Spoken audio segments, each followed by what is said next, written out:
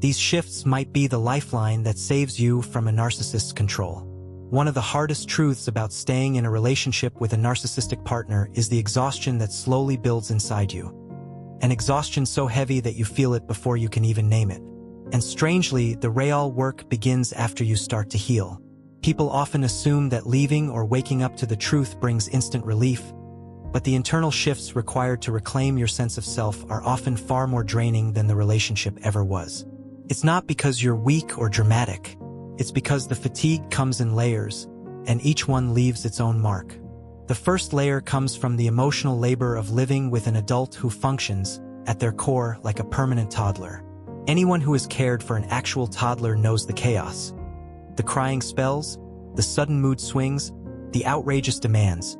But they also know that it's temporary. A toddler grows. A toddler learns. A toddler eventually moves on from the tantrum stage. A narcissistic adult never does. Their emotional storms repeat endlessly.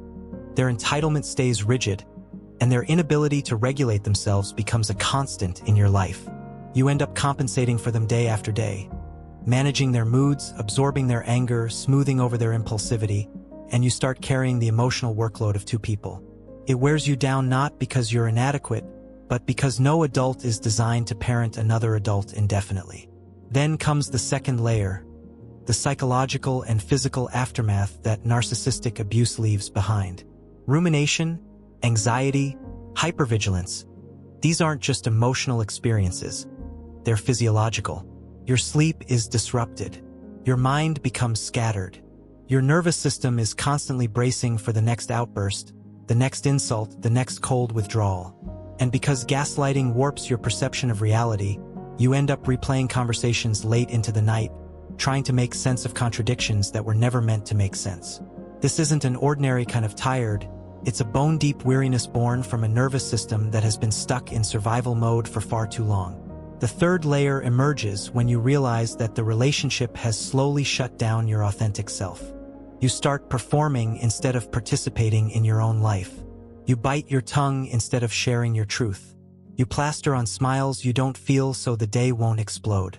You become cautious with your passions, careful with your needs, and quiet about your instincts because you've learned exactly what happens when you express them. After a while, your life begins to feel like a stage play you didn't audition for. But even though pretending drains you, the idea of leaving, splitting a household, confronting the truth, disrupting everything familiar, can feel like an even bigger mountain. So you stay suspended in a life that costs you pieces of yourself every day. But one of the most draining forms of exhaustion is the one most people never talk about: the energy it takes to resist the pull of the relationship itself.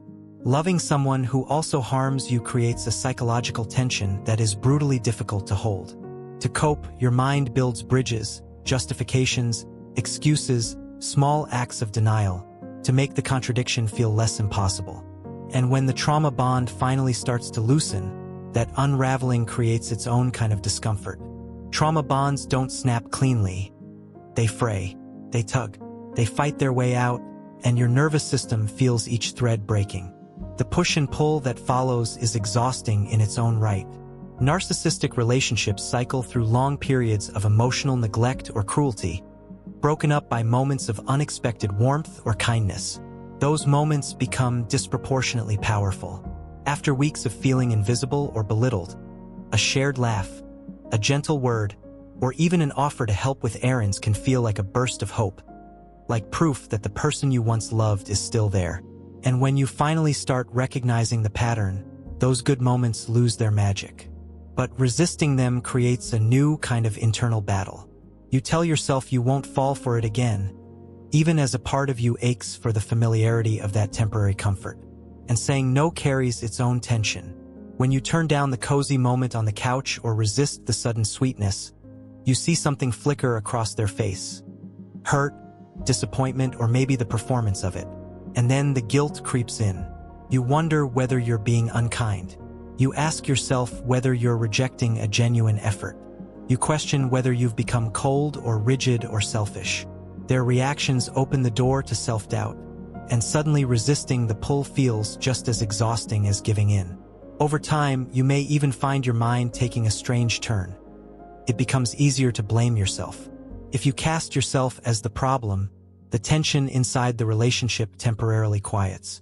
The cognitive dissonance fades for a moment.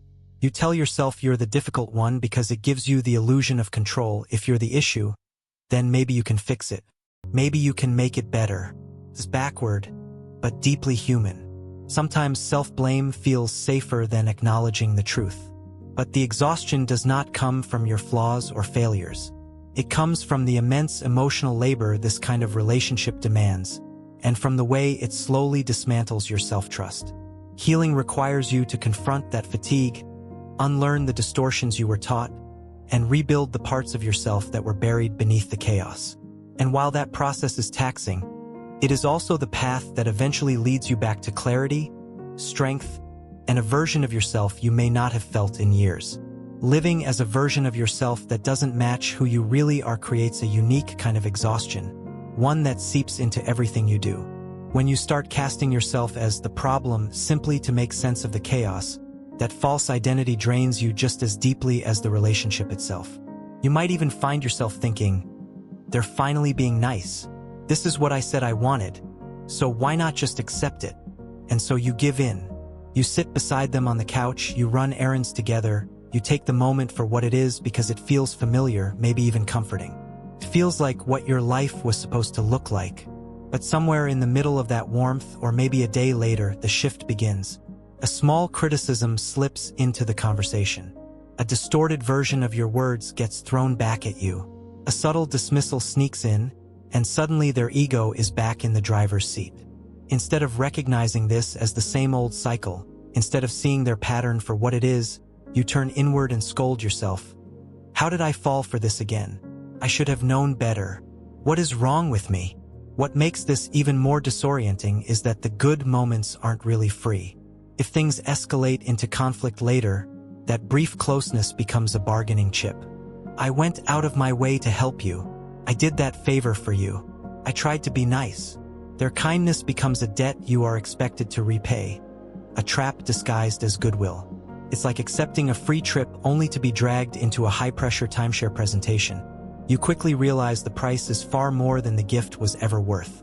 And so you find yourself stuck in an impossible double bind.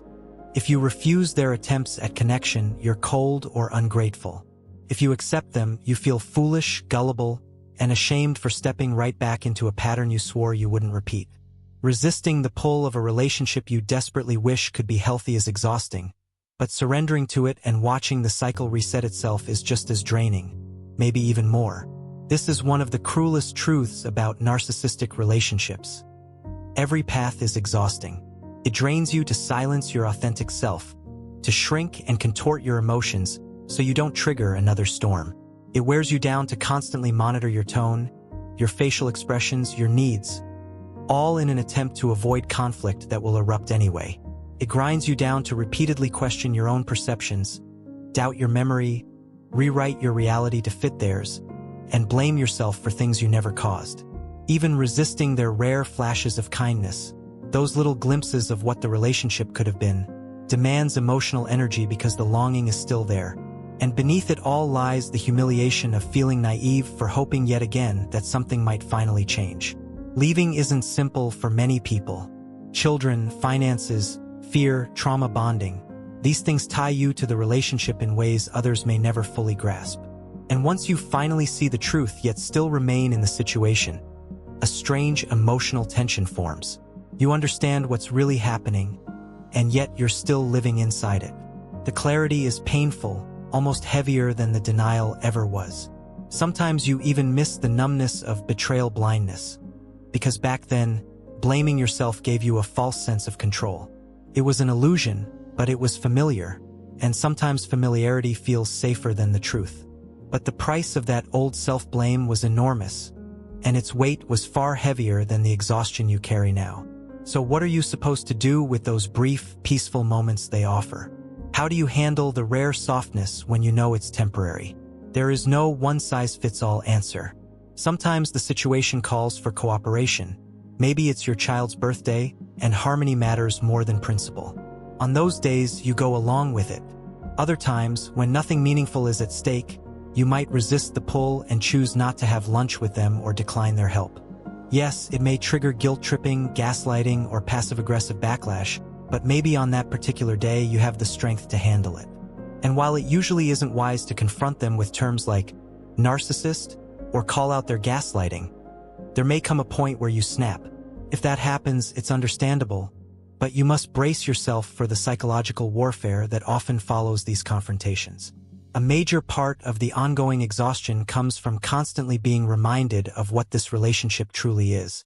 As long as hope flickers, even faintly, you remain emotionally stretched between the reality you see and the reality you wish you had.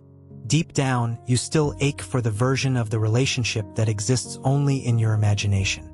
And that longing hurts, but it also reminds you that what you're living through does not, and may never match the love you dream of. In the middle of all this, the most important refuge you can create is connection with people who genuinely see you. Even if it's just one or two grounded, emotionally healthy individuals, they become your anchors, steady, clear, and real. These relationships remind you who you are beneath the exhaustion. Navigating a narcissistic relationship is emotionally brutal in ways most people never understand. But developing strategies, understanding the cycle, and giving yourself options for how to respond can help you survive not just the moments, but the long stretches of time ahead. It becomes its own kind of emotional conditioning, almost like psychological Pilates. And just like Pilates, it isn't easy. It takes endurance, strength, and constant work. But understanding the pattern at least gives you a clearer map, a way to move through the exhaustion with more resilience and a sense of your own truth.